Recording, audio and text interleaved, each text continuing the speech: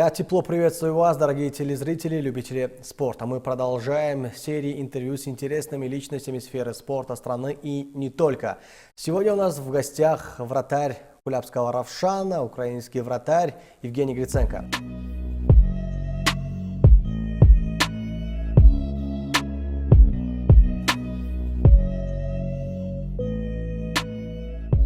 Жень, рад приветствовать. Добрый день. Почему не получается выигрывать у Равшана в групповой стадии Кубка АФК? 4 матча, ни одной победы. У нас достаточно молодая команда. Это больше звучит как отмазка. Но, во-первых, если мы сравним, да, вот Алтын-Асыр была у нас команда, они вместе играют 5 или 6 лет. То есть у них точечные изменения в составе. Где люди с прошлой команды, который занял второе место в Таджикистане, Равшан? У нас только Самуэль остался. У нас полностью новая команда. Мы только вот привыкли друг к другу. На это нужно время, сыгранность, понять требования тренера. Поэтому... А как насчет невезения?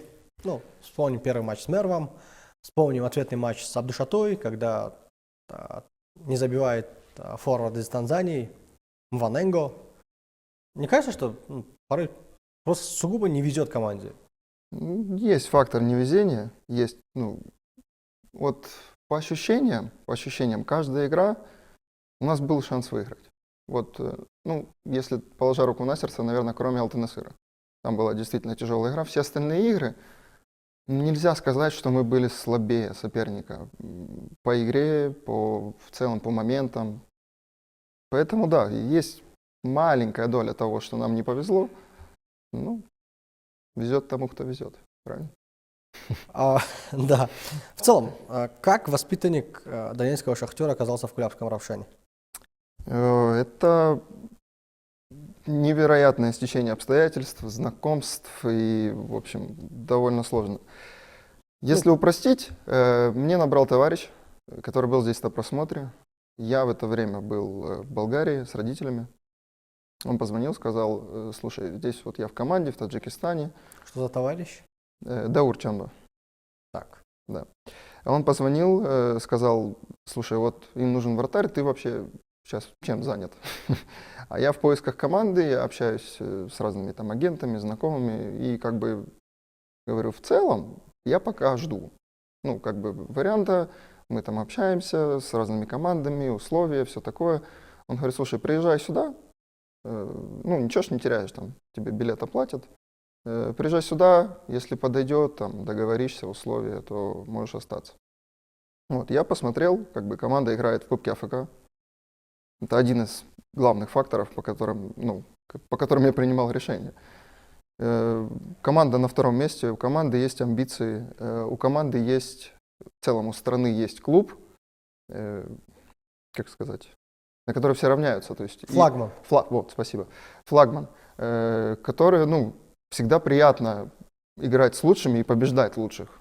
Это меня и мотивировало. Кубок АФК и соперничество с командой, которая 10 лет на первом месте. С Иссыклова. Да. Вот именно поэтому. Что тебя удивило? Что тебя впечатлило? К чему не можешь привыкнуть? Или что тебе не нравится у нас в чемпионате? Удивило... с позитивной точки зрения удивило болельщики. Вас очень любят футбол. И я считаю, что если бы могли еще чуть больше помогать федерация, руководство, лично каждый владелец команды, это можно было бы вывести на более, на иной уровень. Потому что то, как приходят у вас болеть за сборную, я был на нескольких играх, полные стадионы, то есть люди любят футбол. Им нужно привлечь. Вот если привлечь людей на стадионы, у вас будет в каждом матче полный стадион. По поводу того, к чему сложно было привыкать, погода. Вот играть в 2 часа в плюс 41 тяжело, откровенно говоря, тяжело. Но на погоду мы повлиять никак не можем.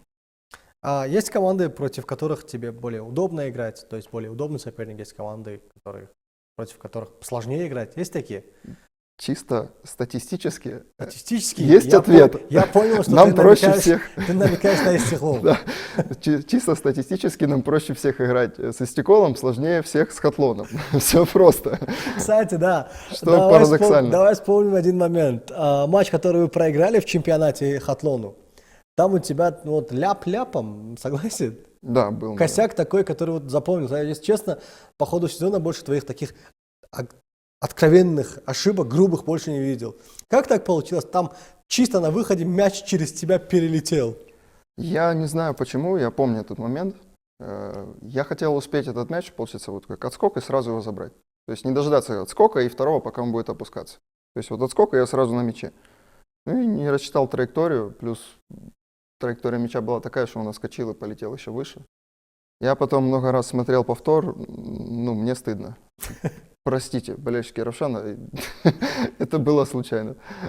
А вообще, у тебя же почти в каждом матче много работы. Ну, хватает. А как оцениваешь игру защитников?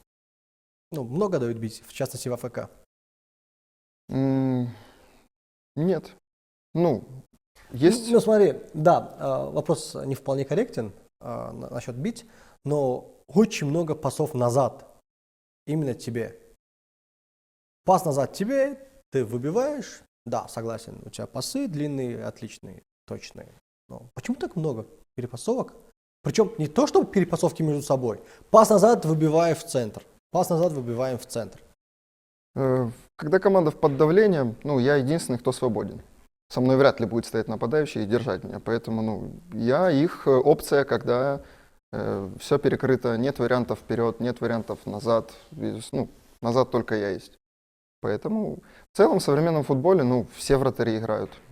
Через них выходят из обороны. Кто-то выходит через короткий, кто-то через длинный. Это уже зависит от тренера, от команды, как команда играет в целом.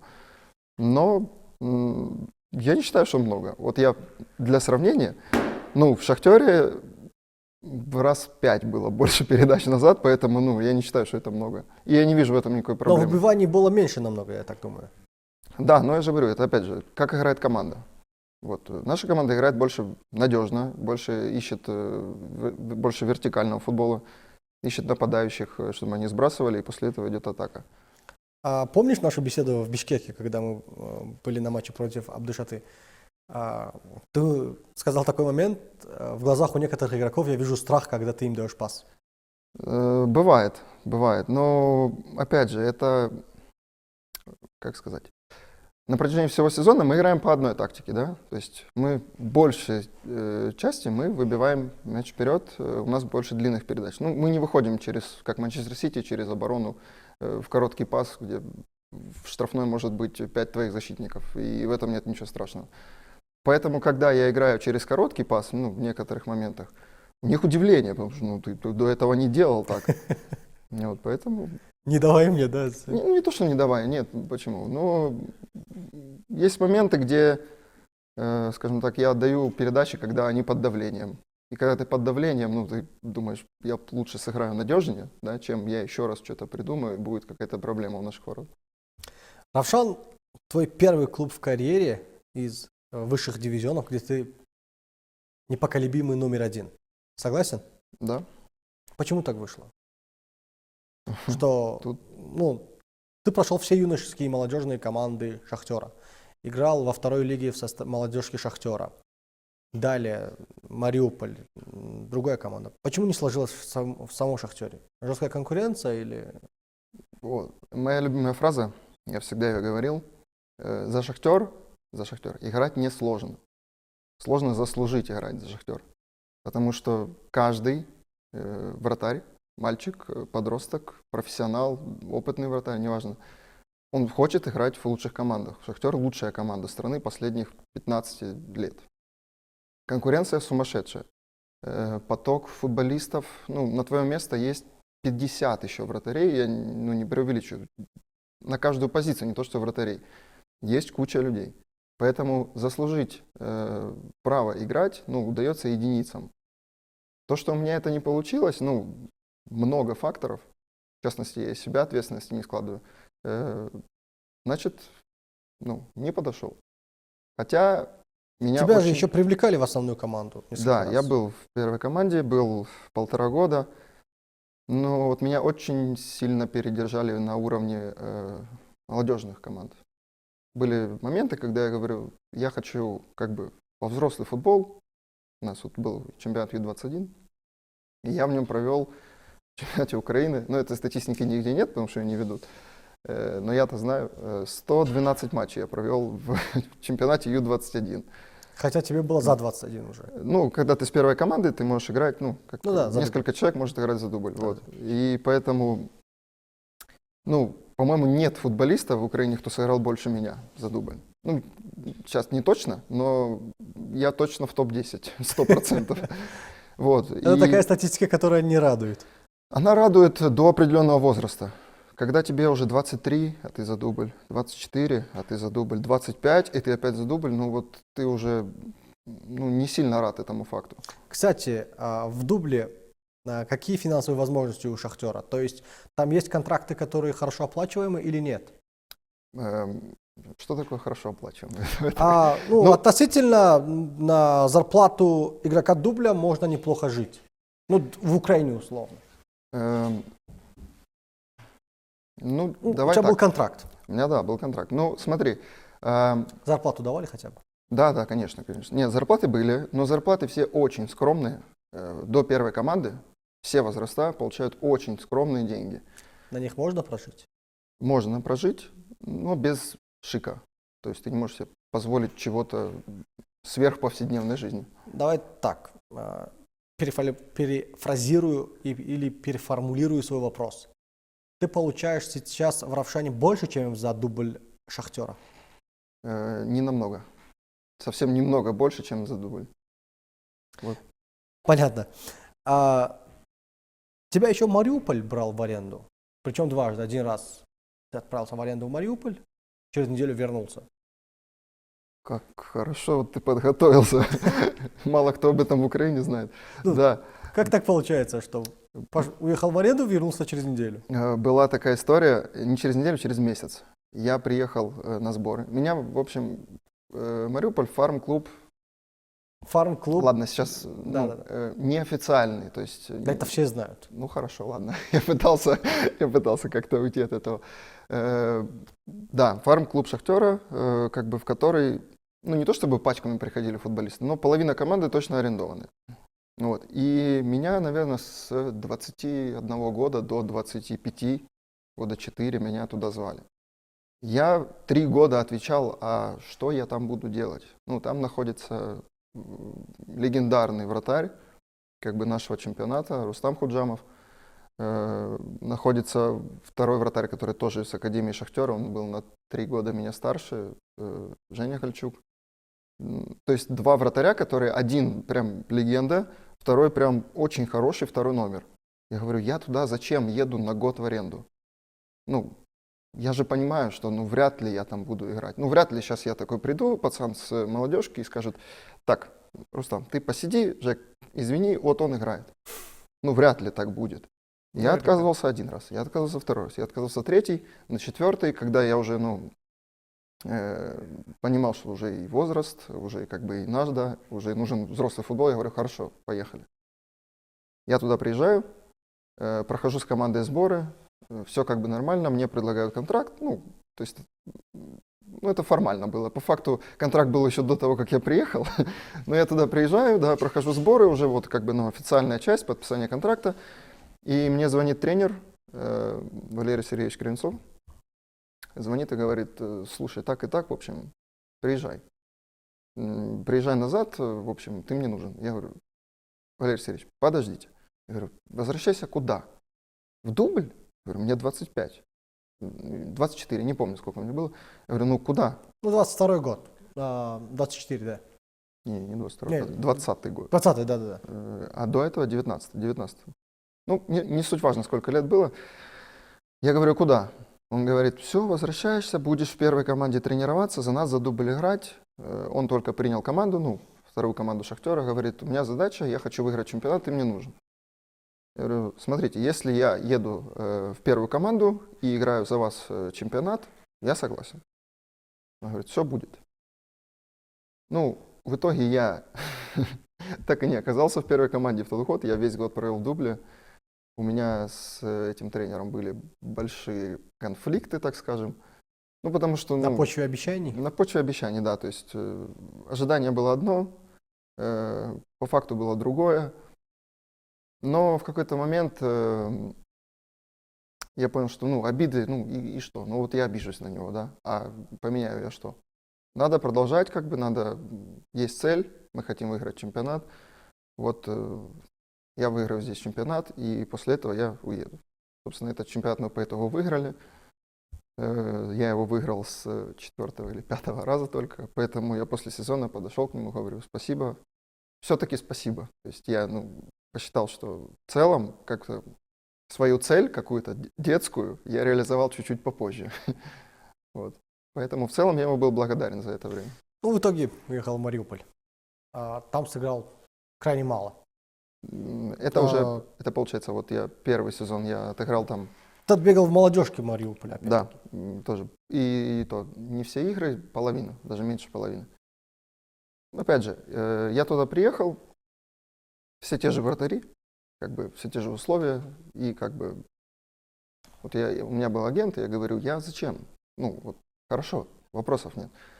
Я еду в Мариуполь, хорошо. Дальше. Ну, я понимаю, я буду работать, да, я буду стараться, но этого мало. То есть в футболе нет такого, что ты вот постарался и, все, молодец. Давай вперед играй, хотя до этого тебе 24 года, и у тебя ни одной игры выше лиги. Ну, вряд ли. Ну, откровенно, вряд ли. Я говорю, может быть, мы с чего-то попроще начнем? Может быть, там первая лига, может быть, там какие-то другие чемпионаты, еще варианты. Не, езжай, все будет. Ну, поехал, побыл, сыграл 11 игр за дубль и уехал. То есть, по сути, год был потерян. Кстати, ты же еще вызывался в сборную Украины до 21 года, Ю-21. И ты еще участник юношеского чемпионата мира. Да. Но, к сожалению, статистики не нарыл. Ты сыграл хотя бы минуту Нет, в чемпионате мира? Нет, не сыграл. Отсидел? У нас сборная нашего 95-го года готовилась к чемпионату мира. Это была сборная Ю-20. И туда всегда вызывали двоих вратарей. Ну, то есть третий не нужен был. Ну, просто раньше вызывали по два. Я ездил на год старше за Ю-21. За время, пока мои готовились к чемпионату мира. Вот. А на чемпионат мира в заявке должно быть 3. Вот и, Да. меня позвали, как под возрасту подхожу. Собственно, вот я и с ними поехал. В какой из моментов ты решил, что все, пора уходить из «Шахтера», настало время? На самом деле, желание уйти, оно было, наверное, с лет 22. Потом, в тот момент, когда я понял, что клуб, скажем так, выбрал другого вратаря для дальнейшей работы с ним. Поэтому я понимал, что, скорее всего, на меня уже не так рассчитывают, хотя в клубе мне заявляли обратное. Вот. И, ну, сложно уйти из «Шахтера», не в том плане, что там зарплата какая-то. Зарплата, я же говорю, вот чуть-чуть меньше, чем сейчас. То есть абсолютно не какие-то космические деньги. Просто я сам парень из Донецка. Я с детства хожу на стадионы. Я как бы люблю свой город, люблю свою команду. И отказаться от мечты, оказаться в первой команде, когда ты, ну, вот настолько близок, ты уже в дубле, да, тебе 23 года, 24. Многие говорят: да ты, ну, засиделся. Я говорю, я доберусь до этой команды. Я окажусь в первой команде. Ну, вот это немножко, как сказать, я потратил на это время. Я все-таки до этого дошел. Стоило ли оно того? Ну, наверное, нет. Если бы, возможно, я ушел раньше, то Многое бы поменялось. многое бы к тому поменялось, времени. да. Твоим следующим клубом стал ВАН из Армении. Там ты пробыл год, но сыграл всего пару матчей. Я там, Опять не номер один. нет, там другая ситуация. Я там не пробыл год, я там пробыл на контракте, я там пробыл месяц, 1 месяц. Я приехал к ним в сентябре, в октябре. В октябре я к ним приехал, и весь октябрь я тренировался без контракта. Ну, и не был заявлен на играх, то есть я просто был, ну, как на просмотре. Вот как бы мне предложили контракт, я говорю, до конца года. Что важно, сейчас я могу об этом говорить, в контракте не было зарплаты вообще. То есть до конца года Фиксированная сумма? вообще, нет, вообще не было ее. То есть мне клуб ничего не должен.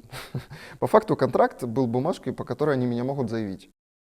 Ну, просто мы тебя заявим, ты сыграешь игру 2, мы подумаем, что делать дальше.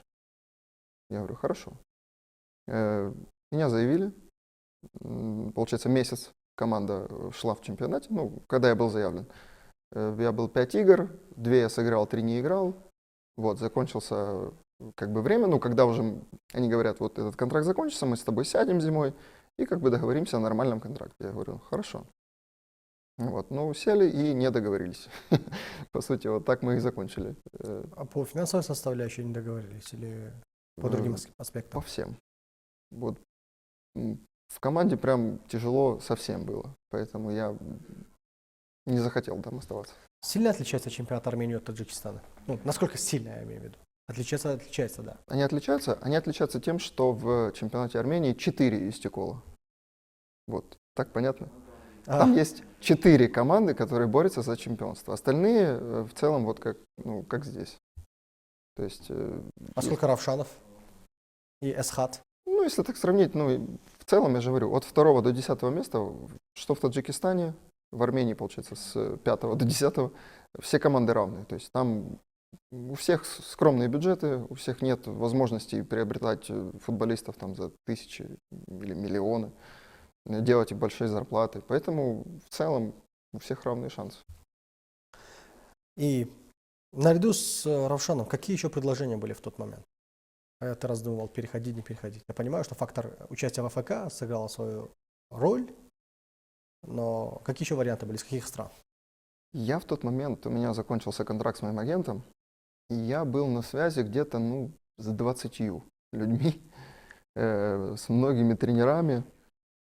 Вот. И с кем бы я ни общался, все говорили, тебе 100%. Мы найдем тебе команду, условия, сколько хочешь. Столько, давай, все, мы тебе все сделаем, все будет классно.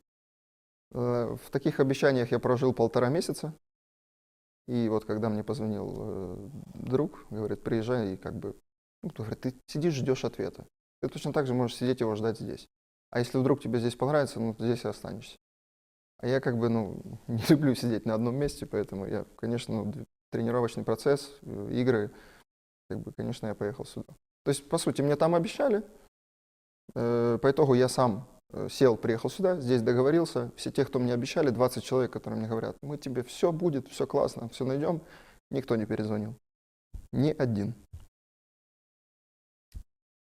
До сих пор дружишь с ними? Да там не было дружбы. Это Знакомство? деловые отношения исключительно. А сейчас уже агент есть? Нет, агента, кстати, нет. А Есть диалоги, но как лучше работать, с агентом или без? У меня был агент 18 лет. Его присутствие в своей жизни я не особо чувствовал. Вот, ну, может, потому что я был в одном клубе, скорее всего. Наверняка. Но при этом я пытался как бы и уйти, и аренды, и все очень быстро заканчивалось. То есть помощь агента мне я не почувствовал вообще до сих пор еще в своей жизни.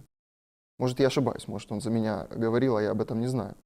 Но вот так, чтобы я что-то просил, что-то сделаешь, куда-то устрой, куда-то там зарплату больше, еще что-то.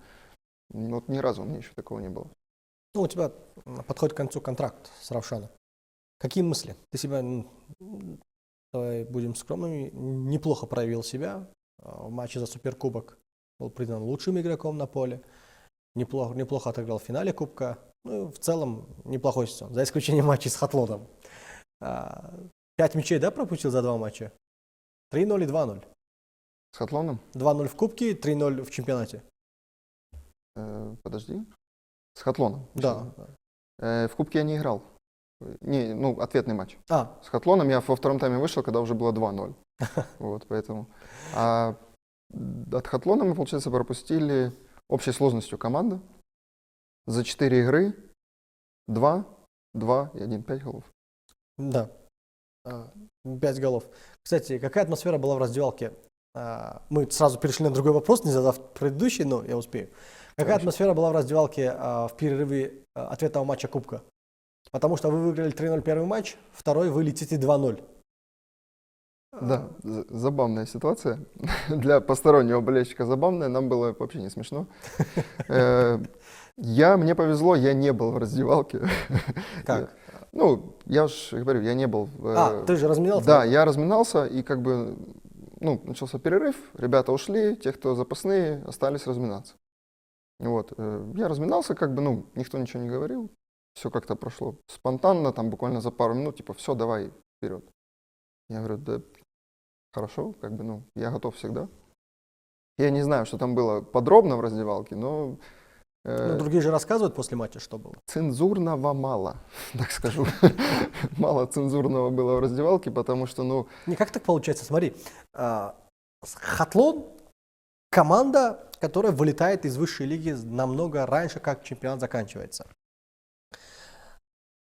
Команда состоит из игроков не совсем опытных, давай так скажем, мягко говоря. 4 замены максимум в команде. И то это замены, которые не усиливают игру, а ослабляют игру. И вы им летите 2-0. За это мы и любим футбол, нет? Парадокс, согласен, нелогично. С нашей стороны... Не думаешь, что вот так очень несерьезно отнеслись к сопернику после победы 3-0? Вот, я хотел Недооценка. сказать, с нашей стороны была как бы... она, может быть, никак не проявлялась, эта недооценка, но в головах у всех сидело, мы же не проиграем 4-0. Даже, 3-0, выиграем. Мы точно пройдем. То есть это у всех в головах было, я уверен, даже 100%. Но по игре они могли нас обыграть 4-0 легко. Вот, серьезно. Потому что когда ты выходишь, вот так не настроенный, что-то идет не по плану, все.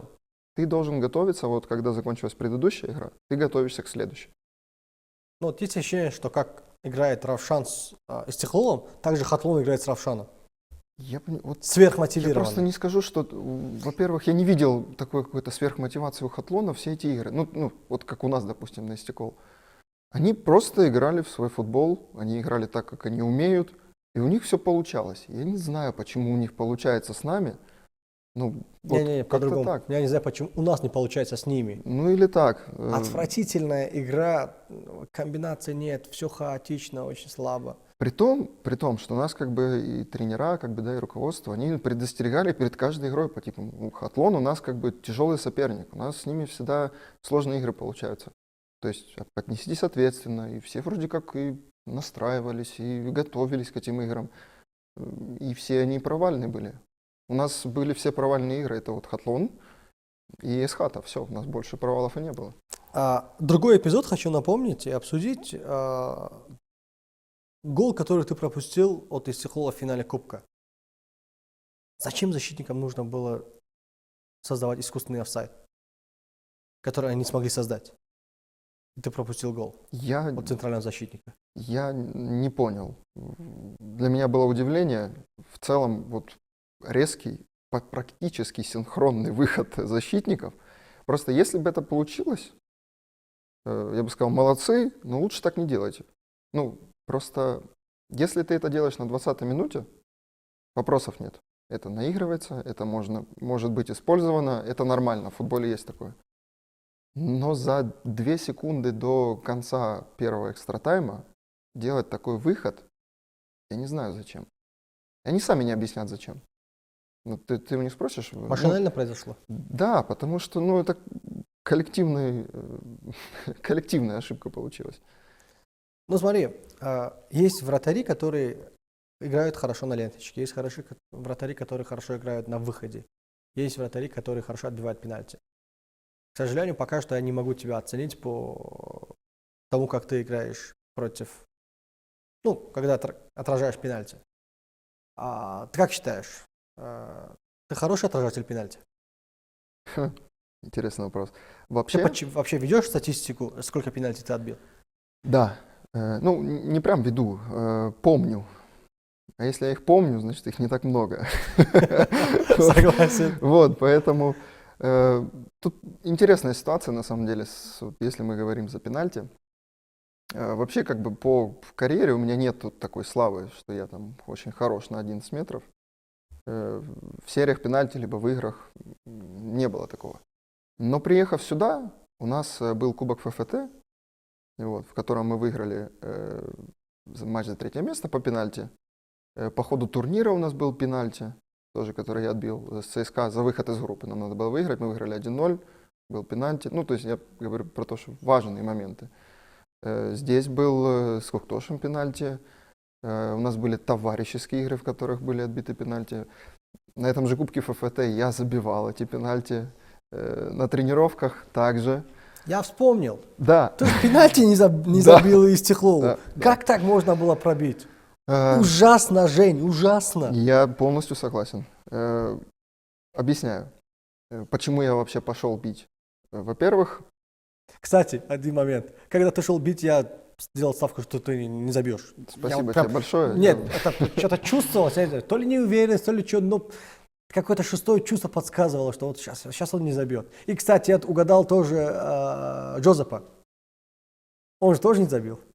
Не знаю, Вот смотри, как поздравить шестой- тебя с этим или нет, или что тебе сказать, я Давай. не знаю. Объясняй, что случилось. Смотри, весь сезон на протяжении, ну, у нас периодически бывает перед играми кубков, просто так для эмоций, да, мы иногда бьем пенальти.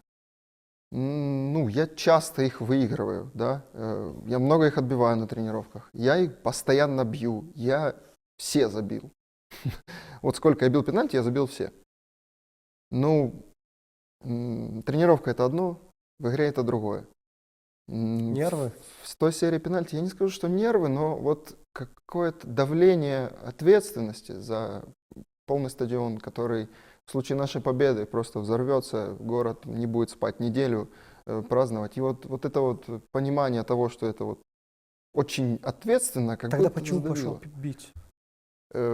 Вот когда закончилось дополнительное время, Акатуир спрашивает, кто пойдет бить? Вернее, не так. У меня он спрашивает, ты каким пойдешь бить? То есть вопрос, буду ли я бить или нет, даже не стоял. Он просто спрашивает, каким. Я говорю, хорошо, а кто у нас бьет? Вот это, вот это, вот это. Я говорю, давайте 4-й. Хорошо, ну, без разницы.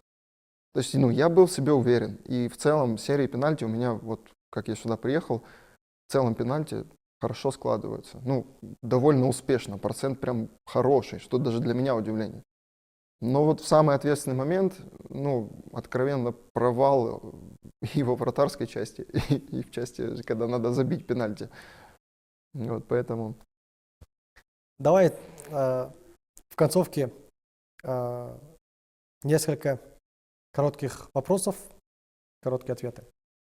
Не обязательно, можно длинно. Какой таджикский игрок больше всех тебя впечатлил в чемпионате Таджикистана?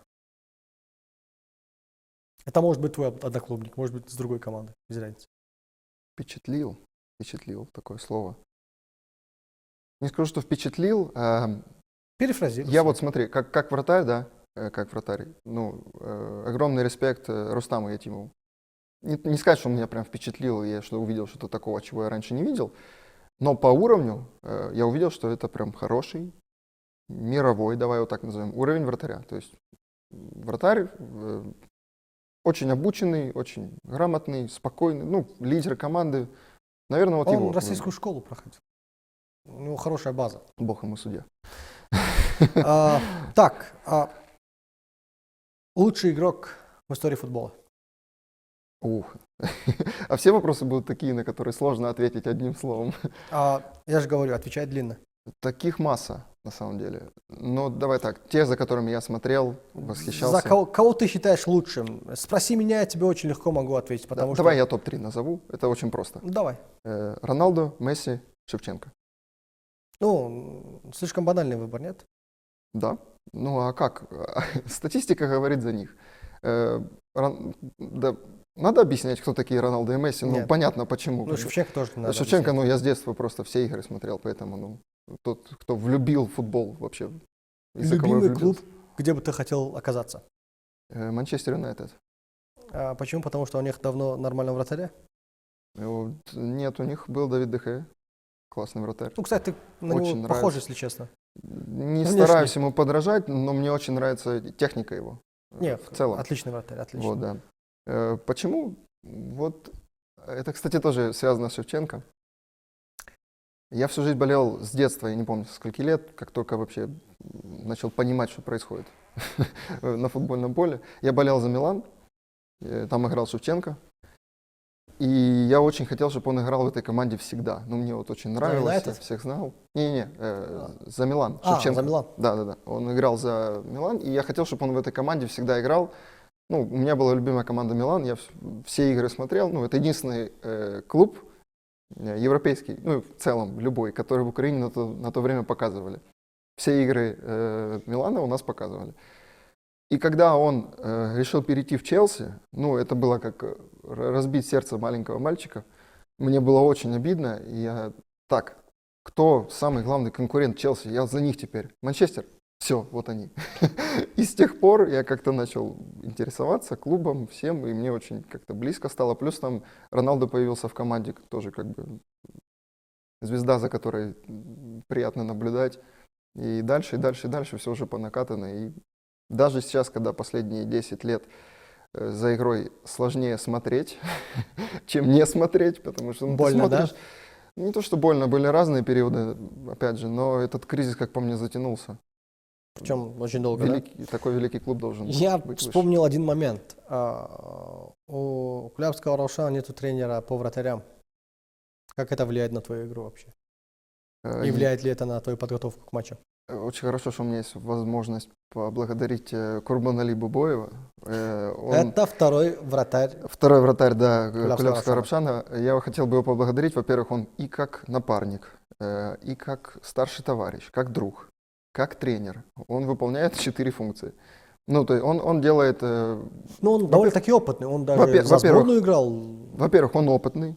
То есть у него есть, как сказать, у него есть база.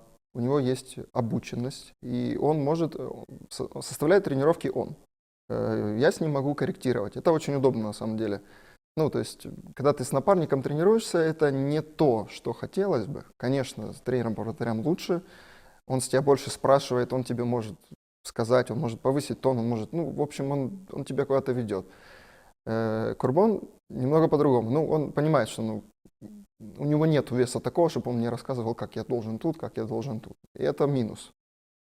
Это минус, потому что он выполняет 4 функции. Если бы он выполнял функцию тренера, я бы слушал исключительно его, и неважно, сколько ему лет, где он играл, что он делал, он тренер. Все, я его слушаю. Авторитет. Авторитет, да. Я начал этот вопрос, но перешел на другой. В конце концов задам. У тебя уже истекает контракт с клубом. Какие планы на будущее? Будешь ли ты продлевать контракт? Потому что Равшан, скорее всего, наиболее вероятно, займет вторую строчку в таблице, попадает в плей-офф второй Лиги Чемпионов, то есть Лига Чемпионов 2, новое ранжирование турниров в АФК, либо же будешь рассматривать варианты из-за границы. Либо же, еще у меня будет дополнительный вопрос, давай сначала ответим на эти. Хорошо. Сейчас наступает, да, заканчивается контракт, и сейчас, ну, я только по слухам знаю, что многие клубы как бы заинтересованы. С кем-то я даже уже общался. Мы как бы... Из Таджикистана или из-за границы? Для меня и Таджикистан за граница. Пока что ты играешь в чемпионате Таджикистана, это твой турнир. Да, я понял. Внутренний турнир. Да, из-за границы, если так берем. Ну, в общем, сейчас наступит время, да, время как раз этих диалогов, время, которое я ненавижу. Вот я не люблю вот эти разговоры, вот это оценивание себя, а я вот столько хочу, а мне вот это надо. Вот для этого агенты есть, но у меня его нет пока. Вот. Поэтому я сейчас просто буду ждать, что мне предложат. Все просто. У кого проект, так скажем, чей проект, да, больше мне понравится, в каком клубе финансовая составляющая будет более выгодная, тот и выберу. И напоследок вопрос. Перспективная карьера или большие деньги? Я на этот вопрос мог ответить раньше, я бы 100% ответил бы, что перспективная карьера. Да, но когда тебе уже почти 29, а у тебя не так много за плечами, хотелось бы, чтобы это было вместе. Ну смотри, пойти вторым вратарем в топ-клуб, либо же пойти зарабатывать большие деньги в Катар. Ну, давай сформулируем вопрос так. Пойти зарабатывать большие деньги в Катар, потому что там играть. Ты сказал, вторым вратарем в топ-клуб. Да. Вот. А там играть. То есть тут больше карьера, правильно, чем деньги. Где? Ну, там, где ты играешь. Не, в Катаре большие деньги просто. А, то есть там не факт, что я буду играть, правильно? Не, хорошо, номер один в Катаре, таком очень-очень среднем клубе, Так. но автоматически подразумевает хорошие деньги. Но вторым вратарем в топ-клуб, где есть возможность того, что ты проявишь себя лучше и будешь играть в топ-клубе, но это на перспективу. Но нет фактора того, что ты будешь зарабатывать там большие деньги. Так как я потратил много времени, будучи вторым, третьим, четвертым вратарем в топ-клубе, поэтому я однозначно хочу сказать, что эта позиция не очень. Лучше даже за меньшие деньги, но в клубе, где на тебя будут рассчитывать 100%. Все, понятно? Я спросил тебя все, что хотел. Что забыл? Позвоню, спрошу опять. Я тебя неплохо знаю, мы друг друга хорошо знаем, сотрудничаем в рамках этого проекта под названием «Равшан». И я очень был рад, что ты пришел к нам на передачу, Жень. Спасибо тебе большое.